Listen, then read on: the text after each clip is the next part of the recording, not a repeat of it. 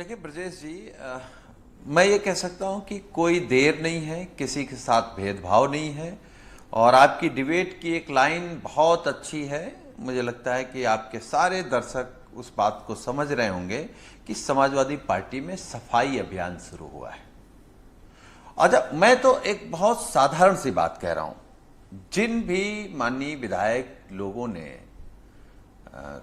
Cross vote किया था, Samajwadi party से जीते थे, भारतीय जनता पार्टी के पक्ष में चले गए थे, तो ये सिर्फ हमारे नेता को या पार्टी को धोखा नहीं है, आपके उस विधानसभा क्षेत्र के लाखों मतदाताओं के भरोसे का भी धोखा है। आपको समाजवादी पार्टी की विचारधारा के तहत वहां की सम्मानित जनता ने बीजेपी के खिलाफ, बीजेपी की नीतियों के खिलाफ आपको चुनाव जिता करके सदन में भेजा और आप बीजेपी के हो गए, बीजेपी की भाषा बोलने लगे।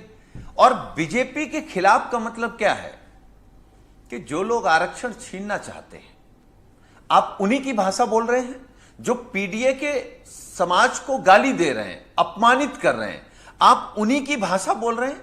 जो बलात्कारियों को राष्ट्रवादी साबित करना चाहते हैं, जो भ्रष्टाचारियों को गले लगा रहे हैं, जो भगवान राम के नाम पर चंदा चोरी और जमीन घोटाला कर रहे हैं, आप उनकी भाषा बोलने लगेंगे तो स्वाभाविक है।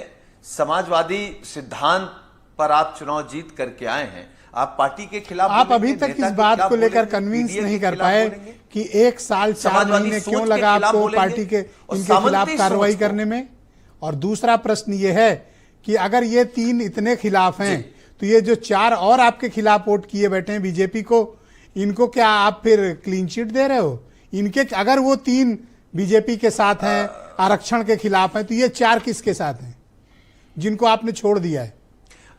देखिए ब्रजेश जी, जब सफाई अभियान होती है, हम लोग अपने अपने घरों में देखते हैं कि जब पोछा लगता है तो एक एक कमरे में लगता है, धीरे धीरे लगता है, पूरी सफाई होगी। और मैं तो अगर आपके डिबेट में ये कहूं कि समाजवादी पार्टी में जिसको पीडीए का नारा अच्छा न लगता हो, जिसको हमारे नेता अच्छे न लगते हों, जिसको गरीबों और मजलूमों का हक जो बाबा साहब ने आरक्षण दिया संविधान में वो अच्छा न लगता हो, तो वो निकाले जाने से पहले वो खुद भी जा सकता है। हाँ, तो विनोद चतुर्वेदी, मैं सच कह रहा हूं, राकेश पांडे, पूजा पाल, आशुतोष मौर्य, इनको न पीडीए पसंद है न अखिलेश यादव, फिर भी ये चारों समाजवादी पार्टी के विधायक अब तक क्यों हैं?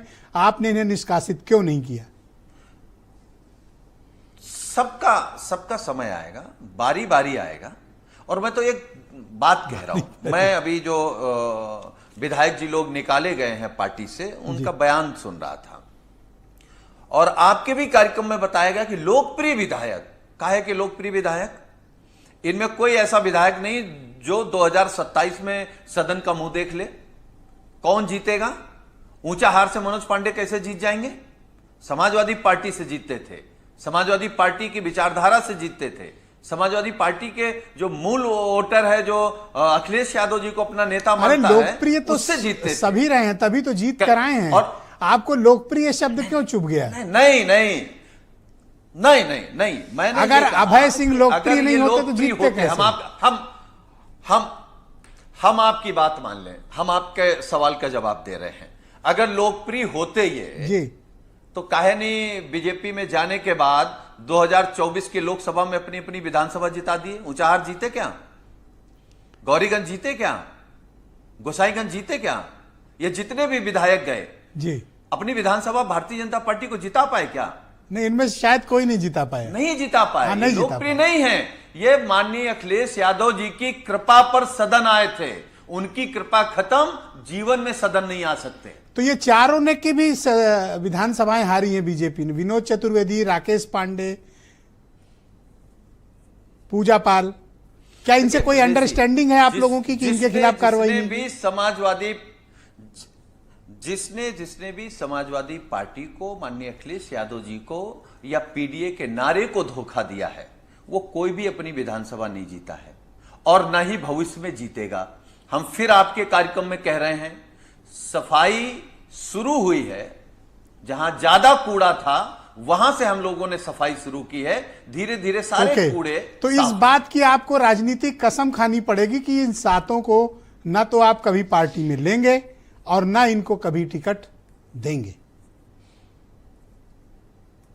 हम केवल आपके कार्यक्रम में ये कह सकते हैं कि जितने विधायकों ने समाजवादी पार्टी को धोखा दिया था, 2027 के जब परिणाम आ जाएं और आप देखिएगा, इनमें से कोई भी चेहरा आपको विधानसभा में नहीं दिखाई देगा। शुक्रिया आपका। मैं